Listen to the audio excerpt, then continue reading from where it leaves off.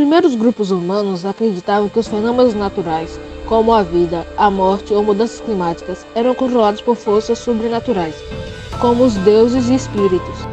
De acordo com essa crença, os espíritos habitavam as árvores, os rios e as rochas, e exerciam funções diferentes na vida em grupo. Assim foram surgindo o que conhecemos hoje como religião, que foi a cada ano se tornando mais importante para o ser humano e contribuindo dando sentido à vida das pessoas. Ao passar do tempo, várias diferentes religiões foram surgindo. Hoje em dia, há entre 40 mil e 60 mil religiões. A primeira a surgir foi o judaísmo, mas ele não fugiu da enorme tolerância religiosa que predominou o milênio passado. Hoje em dia, lutamos para que todos com suas crenças ou até quem não tem nenhuma sejam respeitados e devemos achar importante reconhecer, conhecer e respeitar mais sobre aquilo que o outro acredita. E aí, você que está assistindo, topa conhecer um pouco mais de algumas religiões?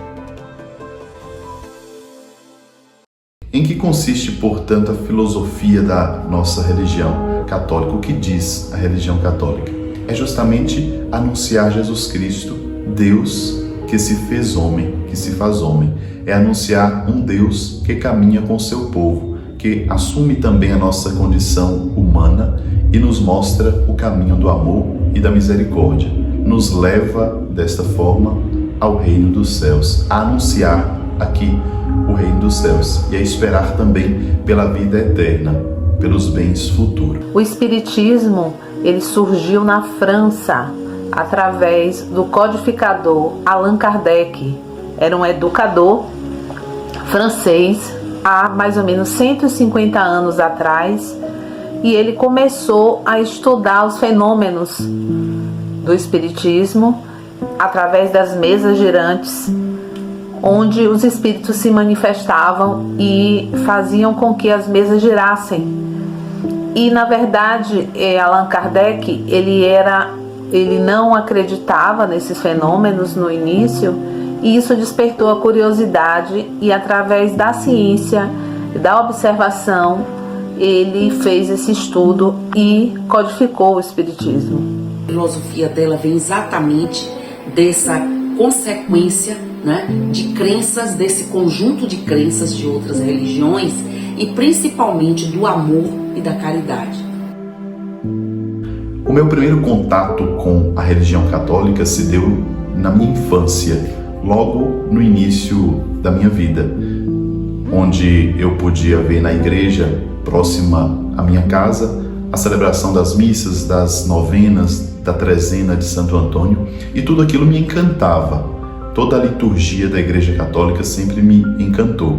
Até que depois, na adolescência e juventude, eu fiz um aprofundamento vocacional e então decidi entrar para o seminário. Não mais pelo encanto para com a liturgia, mas por algo a mais. Eu conheci o Espiritismo a primeira vez através de uma prima que já era espírita, e eu fui ao centro espírita a convite dela, e através daquela palestra me chamou a atenção e me fez despertar esse interesse em estudar a doutrina. Temos vários livros que falam sobre essa doutrina e me identifiquei. O primeiro momento em que eu, enquanto sacerdotisa dessa religião, digamos assim, considero de contato com a religião em si, foi aos 12 anos. Eu comecei tendo o primeiro contato através de uma pessoa que me levou a um primeiro, como chamava antigamente, terreiro de Umbanda, para manter a característica do terreiro, porque as reuniões eram feitas nas periferias, em lugares de terra, terreiros, para remontar. Nós preservamos muito, através da oralidade, toda essa ancestralidade. E eu achei muito bonito, e lá me identifiquei com outras pessoas, porque desde sempre, mesmo antes dos 12 anos, muito jovem ainda, mais jovem, aliás, do que com 12 anos, eu já tinha contato com os pretos velhos.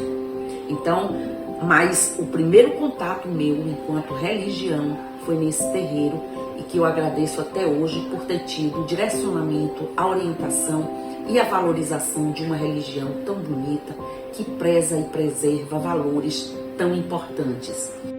Algo que eu admiro bastante na minha religião é justamente saber que nós professamos a fé em um Deus que caminha com o seu povo, um Deus que assumiu a nossa condição humana e que nos dá esperança de vida eterna. O que me fascina nessa doutrina é a fé raciocinada que nos leva a pensar sem fanatismo e as leis que a regem. A lei do retorno, onde ela diz que as nossas ações serão responsáveis por o que volta para nós. Se fazemos o bem, teremos o bem de volta. Se fazemos o mal, essa energia volta também. Então, nos dá a responsabilidade em relação às nossas atitudes. Que tem como princípios a caridade, o amor, né? Ela traz a imortalidade da alma, ela traz a crença na espiritualidade, e nós aqui brasileiros que traduzimos tudo isso com fé, com confiança, levamos e conduzimos essa religião da melhor forma possível. São também os valores éticos da nossa fé cristã católica. Nós valorizamos acima de tudo a vida humana e depois também toda a criação. Atualmente o Papa Francisco nos recorda este cuidado para com a casa comum. Devemos ter o ser humano como a máxima de toda a criação e temos também todas as outras coisas, todos os seres vivos, como frutos da criação de Deus. Portanto, são dons de Deus que nós devemos cuidar. Nós acreditamos na reencarnação, nós acreditamos em Deus e pregamos a caridade. Os princípios morais e éticos dessa religião, eles não podiam versar de outra forma que não fosse através do amor, da caridade, do acolhimento.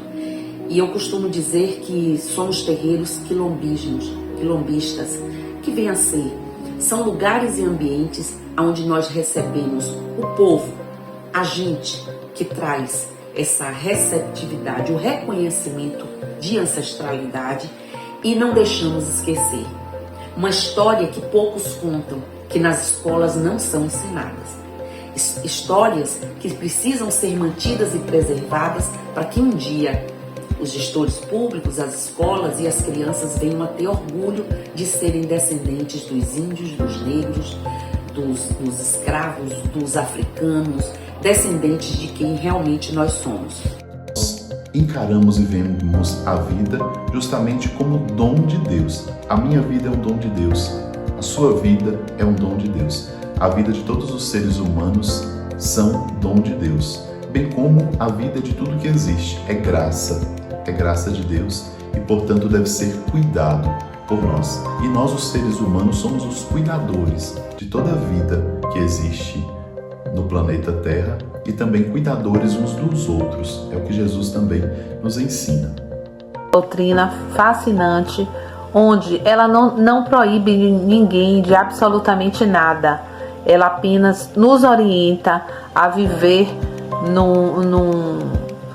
num plano moral, ter boas ações, fazer o bem às pessoas, nos colocar no lugar do outro, sermos empáticos com as pessoas e ter essa fé raciocinada.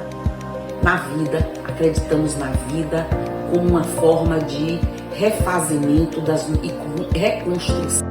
A religião católica interpreta a morte enquanto passagem. É um tanto do significado da palavra Páscoa também. Jesus Cristo é aquele que, morrendo, passa da morte para a vida, para nos mostrar, nos demonstrar que, para além da morte, existe a vida com Deus. É por isso que a Igreja Católica venera também os santos, aqueles que, vivendo muito próximos de Cristo, vivendo extremamente a caridade, eles fazem a sua passagem para o reino dos céus e podem, desta maneira, pedir a Deus por nós também.